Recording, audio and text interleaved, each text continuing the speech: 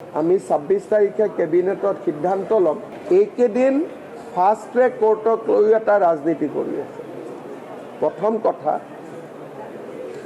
বৰ্তমান যিজন ন্যায়াধীশৰ তাত গোচৰটো চলি আছে, তেখেতে প্ৰত্যেকখন জামিন নাকচ কৰিছে।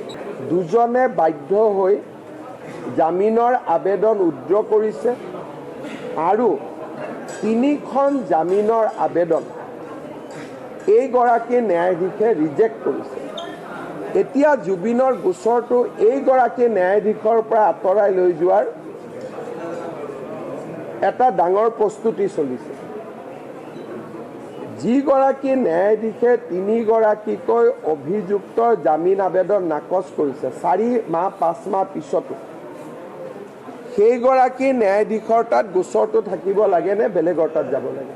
এই দিশটোৰ ক্ষেত্ৰতো আমি 26 তাৰিখে কেবিনেটত সিদ্ধান্ত ল'ম। কিন্তু আমি পিছুৱাই থকাৰ মূল কাৰণটোৱে আছিল যে যিকোনো ন্যায়াধীশেই পুলিচ চিকিউৰিটি দুজনক অন্ততঃ জামিন দিলে, যিকোনো ন্যায়াধীশেই মহিলা বুলি কি নাম আছিল তেখেত অমৃত প্ৰভাক জামিন দিলে। এইগৰাকী ন্যায়াধীশে বলিষ্ঠভাৱে 3টাকৈ জামিনৰ আবেদন নাকচ কৰিছে আৰু ভয়তে শ্যাম কানু আৰু সিদ্ধাৰ্থই জামিনৰ আবেদন উইথড্ৰ কৰিছে। এতিয়া সেইগৰাকী ন্যায়াধীশৰ পৰা কেছটো আঁতৰাবৰ কাৰণে এটা হাৱা নিৰ্মাণ কৰা হৈছে। মইতো ৰাইজৰ মতে চলোঁ, ৰাইজে বিচাৰিলে 26ত মই ফাষ্ট ট্ৰেক দি দিম। কিন্তু তাৰ পিছত যিখিনি ঘটনা হ'ব, সাধাৰণতে ইমান ডাঙৰ সিদ্ধান্ত আপোনালোকে বাতৰি কাকতত কোনেও লিখা নাই যে জুবিনক ন্যায় দিয়াৰ ৰাস্তাত 3টাকৈ বেইল এপ্লিকেশ্যন বৰ্তমানৰ জাজজনে ৰিজেক্ট কৰিছে। আৰু যিজন জাজে ইমান কঠোৰ স্থিতি লৈছে, সেইজন জাজৰ পৰা এতিয়া গোচৰটো আঁতৰোৱাৰ কাৰণে চব লাগি আছে। আমি কি অনুৰোধ কৰিব লাগে যে এইগৰাকী জাজে ডে টু ডে হিয়াৰিং কৰক। কিন্তু একচাম লাগি গ'ল যে এইগৰাকী জাজৰ পৰা গোচৰটো গুচাই দিব লাগে যাতে বেলেগ এখন কোৰ্ট হয়। তাৰমানে ইলেকশ্যনৰ আগতে এইগৰাকী জাজেতো জামিন নিদিয়ে, বেলেগ এগৰাকী জাজৰ তাত কেছটো যাওক আৰু জামিন এটা হওক, তেতিয়া মোক যাতে আক্ৰমণ কৰিব পাৰে। এইবিলাক চব ফুল ফ্লেজেড জুবিনৰ নামত ৰাজনীতি। আমি 26 তাৰিখে কেবিনেটত সিদ্ধান্ত ল'ম। এইকেইদিন ফাষ্ট ট্ৰেক কোৰ্টক লৈ এটা ৰাজনীতি কৰি আছে। প্ৰথম কথা, বৰ্তমান যিজন ন্যায়াধীশৰ তাত গোচৰটো চলি আছে, তেখেতে প্ৰত্যেকখন জামিন নাকচ কৰিছে। দুজনে বাধ্য হৈ জামিনৰ আবেদন উইথড্ৰ কৰিছে আৰু 3খন জামিনৰ আবেদন এইগৰাকী ন্যায়াধীশে ৰিজেক্ট কৰিছে। এতিয়া জুবিনৰ গোচৰটো এইগৰাকী ন্যায়াধীশৰ পৰা আঁতৰাই লৈ যোৱাৰ